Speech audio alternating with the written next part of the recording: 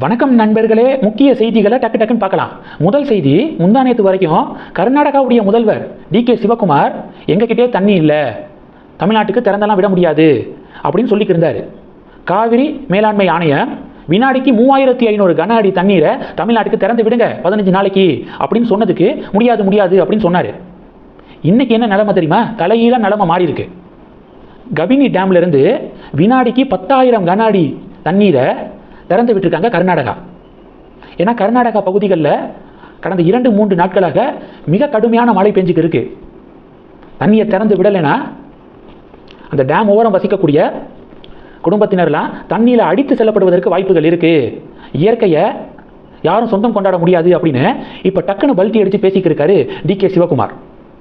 எது எப்படியோ கடவுள் இருக்கான் குமார் அப்படிங்கிற மாதிரி தமிழ்நாட்டுக்கு வினாடிக்கு 10,000 கன அடி தண்ணீர் திறந்து விடப்பட்டிருக்கு. சூப்பர். ரெண்டாவது என்ன பார்க்க போகிறோம்?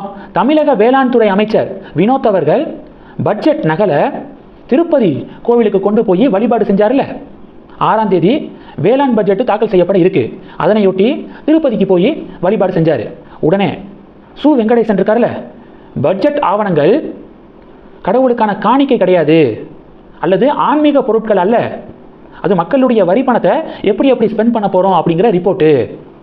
தனி நபர்களின் மத நம்பிக்கைக்கு அரசியல் ஆவணங்களை காணிக்கை ஆக்குவது அரசியல் சட்ட விரோதம் அப்படின்னு communist MP Su Venkatesan கொந்தளிச்சிருக்காரு. Comment செக்ஷனில் பல பேர் என்ன தெரியுமா பதிலடி கொடுக்குறாங்க? கடந்த திமுக அதிமுக ஆட்சியில் பட்ஜெட்டுக்கு முன்னாடி, பட்ஜெட் செஷனுக்கு முன்னாடி அந்த பட்ஜெட் அறிக்கையை சமாதியில் வச்சு வழிபாடு செய்வாங்க 2 கட்சிக்காரங்களும். உதாரணத்துக்கு திமுக ஆட்சியில் வேளாண் துறை அமைச்சராக எம்.ஆர்.கே. பன்னீர்செல்வம் இருந்தார். அவர் கருணாநிதி அவர்களுடைய சமாதிக்கு போய் அந்த பட்ஜெட் ரிப்போர்ட்டை வச்சு வழிபாடு செஞ்சுருக்காரு பாருங்க. வச்சு சாமியை கும்பிட்டுட்டு எடுத்துகிட்டு வந்திருக்காரு. அப்போலாம் நீங்கள் கொந்தளிக்கலை? சமாதினா சரி, ஹிந்து கோவில்னா மட்டும் தப்பா அப்படின்னு பல பேர் சு வெங்கடேசன் அவர்களுக்கு பதிலடி கொடுக்குறாங்க. சிஎம் விஜயுடைய டேபிளில் ஜீசஸுடைய ஒரு சிலை இருக்குது. அது சிஎம் விஜயுடைய நம்பிக்கை. எப்படி வேளாண் துறை அமைச்சர் வினோத் அவர்களுடைய நம்பிக்கை திருப்பதி கோவிலுக்கு போகிறது, அது எப்படி ஓகேன்னு சொல்கிறோமோ அதே மாதிரி தான் சிஎம் விஜயுடைய நம்பிக்கை டேபிளில் அவர் வழிபடக்கூடிய ஜீசஸுடைய புகைப்படத்தை வச்சுருக்காரு. நாங்கள் எங்கேயாவது தப்பு சொன்னோமா? ஹிந்து கோவில்களுக்கு மட்டும் குறை கண்டுபிடிக்கக்கூடிய சு வெங்கடேசன், கவர்மெண்ட் ஆஃபீஸ் அப்படிங்கிறது எல்லா மதத்துக்கும் பொதுவானது தானே. பிறகு ஏன் கிறிஸ்தவ மதம் சார்ந்த ஒரு சிலை வைக்கப்பட்டிருக்கு அப்படின்னு கேளுங்க. ஆனால் செலக்டிவாக ஹிந்து மதம் சார்ந்து யாராவது ஒருத்தங்க அவங்களுடைய நம்பிக்கையை வெளிப்படுத்தும் போது மட்டும் ஏன் குத்தம் கண்டுபிடிக்கிறீங்க அப்படின்னு சு வெங்கடேசனை சுற்றி வளைக்கிறாங்க சமூக வலைதளத்தில் இருக்கக்கூடியவங்க பல பேர். இது ஒரு பெரிய பேசுபொருளாக மாறி இருக்கு. இது 2. 3வது என்ன பார்க்க போகிறோம்?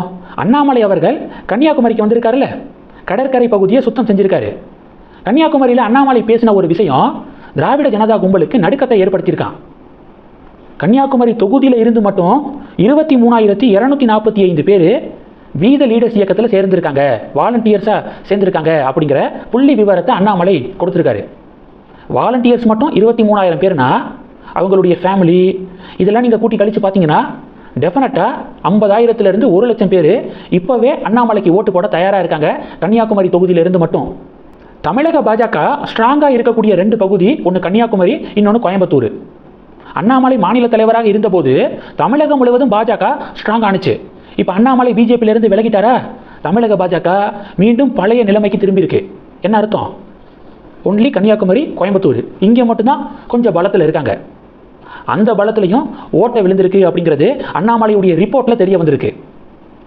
கன்னியாகுமரியிலிருந்து அண்ணாமலை சொன்ன மாதிரி 23,000 வாலண்டியர்ஸ் அந்த தொகுதியிலிருந்து மட்டும் வந்திருக்காங்கன்னா ஒட்டுமொத்தமாக கன்னியாகுமரியில் இருந்த பாஜகவுடைய வாக்குகள் அப்படியே அண்ணாமலைக்கு டிரான்ஸ்ஃபர் ஆகிருக்கு அப்படிங்கிறது தெளிவாக இருக்கு. கோயம்புத்தூர்லையும் இதே நிலைமை தான். அப்போது தமிழகம் முழுவதும் டிஎன்பிஜேபி 0 நிலைமைக்கு தள்ளப்பட்டிருக்கு. நோட்டாவோடு போட்டி போடக்கூடிய கட்சி அப்படிங்கிற சூழலுக்கு திரும்பி இருக்கு. இந்த செய்திகளை பற்றி உங்களுடைய பார்வைகளை மறக்காமல் கமெண்ட் பண்ணுங்கள். தொடர்ந்து கனெக்டில் இருங்க. அடுத்தடுத்து நிறையா பதிவுகளை பார்க்க போகிறோம். நன்றி. ஜெய் ஹிந்த்.